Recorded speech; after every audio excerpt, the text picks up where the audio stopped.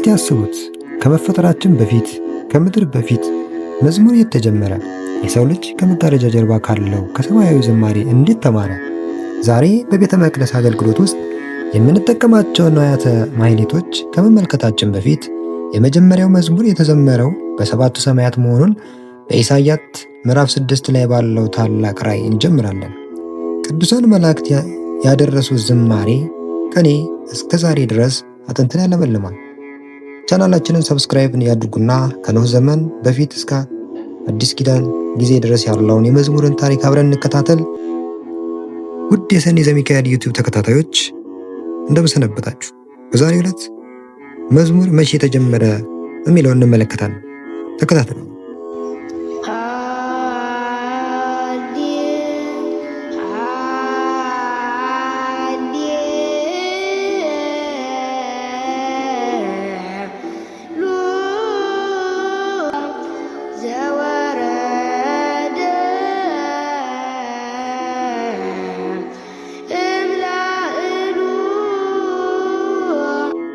እግዚአብሔርን በመዝሙር ማመስገን የተጀመረው በሰባቱ ሰማያት ነው። ቅዱሳን መላእክት በሰማያት ያለማቋረጥ እግዚአብሔርን ያመሰግናሉ።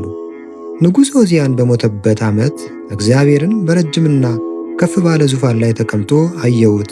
የልብሱም ዘርፍ መቅደሱን ሞልቶት ነበር። ሱራፌልም ከእርሱ በላይ ቆመው ነበር። አንዱም ለአንዱ ቅዱስ ቅዱስ ቅዱስ የሰራዊት ጌታ እግዚአብሔር፣ ሰማይና ምድር ሁሉ ከክብሩ ተሞልታለች እያለ ይጮህ ነበር። የመድረኩም መሠረት ከጮኻዊው ድምፅ የተነሳ ተናወጠ፣ ቤቱም ጢስ ሞላበት። ኢሳይያስ ምዕራፍ 6 ከቁጥር 1 እስከ 5 ድረስ ይለናል። ይህ የቅዱሳን መላእክት ዜማ እጅግ ደስ የሚያሰኝ ልቡናን የሚመስጥ ኃይል ያለው ነው። አባ ሕርያቆስ በቅዳሴ ድርሰቱ አጥንትን የሚያለመልም የመላእክትን ዝማሬ ያሰማችሁ በማለት ይገልጸዋል። አጥንት በሥጋ ተሰውሮ እንደሚኖር በሥጋ ተሰውራ የምትኖር ነፍስን የሚያለመልም ደስ የሚያሰኝ ዝማሬ ያሰማችሁ ሲል ነው። በቅዱሳን መላእክት ዓለም የተጀመረው መንፈሳዊ መዝሙር ለሰው ልጆችም ተሰጠና የሰው ልጆችም እንደ ቅዱሳን መላእክት መዘመር ማመስገን ጀመሩ። ቅዱስ ዳዊት ስለዚህ ነገር ሲገልጽ የመላእክትን እንጀራ ሰው በላ መዝሙር 77 ከቁጥር 25 ላይ ብሏል። የቅዱሳን መላእክት እንጀራ ምግብ ምስጋና ነው። ሰው ቅዱሳን መላእክት ባመሰገኑበት ምስጋና ማመስገኑን ሲገልጽ ነው።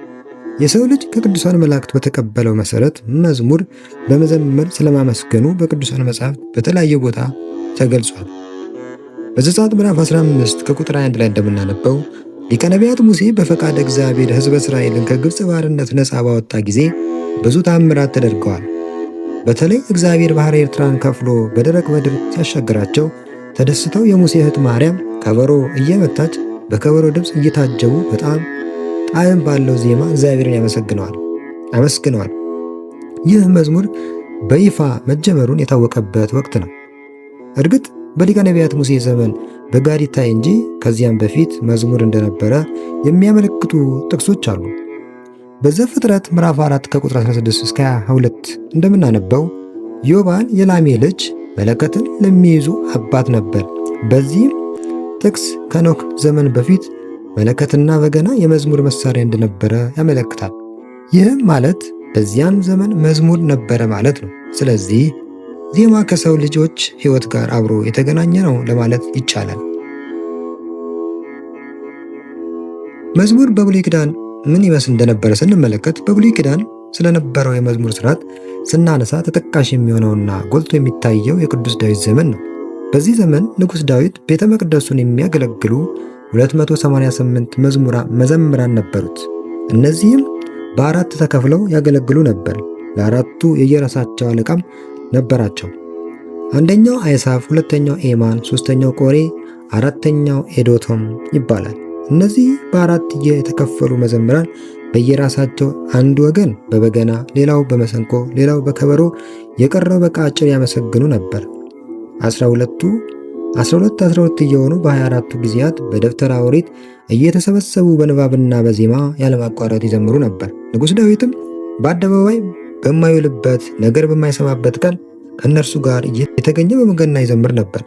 አንደኛ ዜና ምዕራፍ 6 ከቁጥር 31 እስከ 44 እንደምናነበው እንዲሁም ደግሞ ነህምያ ምዕራፍ 12 ከቁጥር 28 እስከ 47 እንደምናነበው ስለዚህ መዘምራንና ካለቆቻቸው መካከል በጣም ጎበዝ ስለነበረው አሳፍ ሊቁ ቅዱስ አትናሲዮስ እንዲህ ብሏል በቅዳሴው የበዓላትን በኩር ኑ ከፍ ከፍ እናድርጋት፣ ኑ እናመስግናት እናከብራት፣ ኑ በዓል እናድርጋት። ይህችም ቅዱስ ሰንበት ክርስቲያን ናት። ይህች ቀን እግዚአብሔር ሥራ የሠራባት ናት እንበል፣ በእርሶም ደስ ይበለን ሐሴትም እናድርግ። እንደ ነቢዩ አሳፍ በረዳን በእግዚአብሔር ደስ ይበላችሁ እያልን እንዘምር ይለናል ቅዳሴ አትናቴዎስ ከቁጥር 55 እስከ 56 እንደምናየው።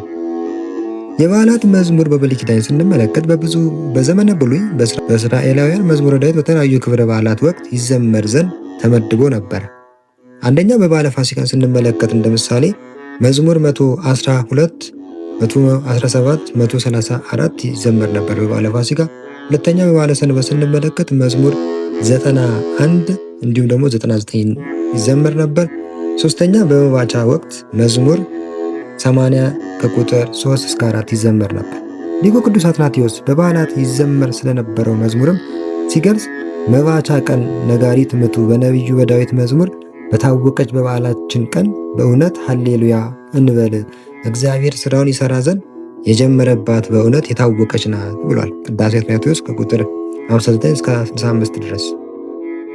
መዝሙረ ዳዊትን እንግዲህ በብሉይ ዘመን እንዲህ እንደሆነ ከተመለከተን ዘንዳ በአዲስ ኪዳን ደግሞ እንደሚመስል እንመልከት። በአዲስ ኪዳን ስለ መዝሙር በተለያዩ ቦታዎች ተጠቅሷል።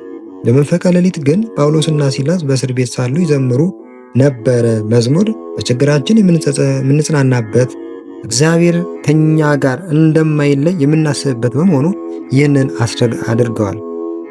ከእናንተ መከራን የሚቀበል ማንም ቢኖር እርሱ ይጸልይ፣ ደስ የሚለውም ማንም ቢኖር እርሱ ይዘምር ይለናል ያዕቆብ ምዕራፍ 5 ከቁጥር 13 እስከ 14 እንደምናለው። እዚህ ላይ ደግሞ ሐዋርያው ቅዱስ ያዕቆብ ከክርስቲያኖች ደስ ሲለን ልንዘምር እንደሚገባ ይመክረናል።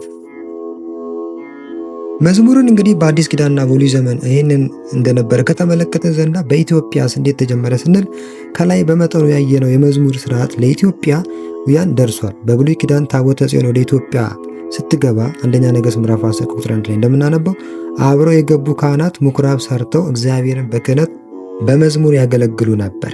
በአዲስ ኪዳንም ኦሪትን ተቀብላ የኖረችው ሀገራችን አዲስ ኪዳን ስትቀበል በየቦታው ቤተ መቅደስ እየታነጸ ካህናት በክህነት በመዝሙር ሲያገለግሉ ቆይቷል። ይህ የመዝሙር አገልግሎት ተጠናክሮ የቀጠለውና ቀድሞ ከነበረው ይልቅ በተለየ መልኩ ስርዓት ተሰርቶለት መጓዝ የጀመረው ግን ከቅዱስ ያሬድ ጀምሮ ነው። ቅዱስ ያሬድ በ6ኛው መቶ ክፍለ ዘመን ተነስቶ የኢትዮጵያን ቤተ ክርስቲያን መዝሙርና የመዝሙር ስርዓት እንዲኖራት አድርጓል። ማህሌታይ ቅዱስ ያሬድ ክብር ይግባውና እንደ ሐዋርያው ቅዱስ ጳውሎስ በምድር ሳለ በተመስጦ ሰማያትን ይመለከት ነበረ። ሁለተኛ ቆሮንቶስ ምዕራፍ 12 ከቁጥር 1 ላይ እንደምናነበው ይህ አባት ከቅዱሳን መላእክት በተመለከተው መሰረት የመዝሙርን ስርዓት ከእግዚአብሔር የተላኩ አእዋፍ እየነገሩት ልዩ የሆነ ዜማ ደረሰ። በተገለጠም ሰማያዊ ዜማ እያዜሙ ማገልገል ደቀ መዛሙርቱ አወረሰ። እንግዲህ ውድ ተመልካቾቻችን በኢትዮጵያ የመዝሙር አጀማመር በጥቂቱ ይህንን ይመስላል። እንግዲህ በቀጣይ በሰፊው እንመለከታለን። ለዛሬ ግን ስለ መዝሙር የዚህን ያህል ከተመለከተን በቀጣይ ፕሮግራማችን እንግዲህ የምንመለከተው በቅኔ ማለት የምንገለገልባቸው የመዝሙር መሳሪያዎች ምሳሌያዊ ትርጉምን እንመለከታለን። ስለተከታተላችሁ እናመሰግናለን። ለቤተሰባችን አዲስ ከሆናችሁ ሰብስክራይብ በማድረግ እንዲሁም ደግሞ አዲስ ቪዲዮ ስንልክ እንዲደርሳችሁ የደውል ምልክቷን መጫናችሁን አትርሱ። ለወዳጅ ዘመዱም ደግሞ ሼር በማድረግ ያግዙን። ይቆየን።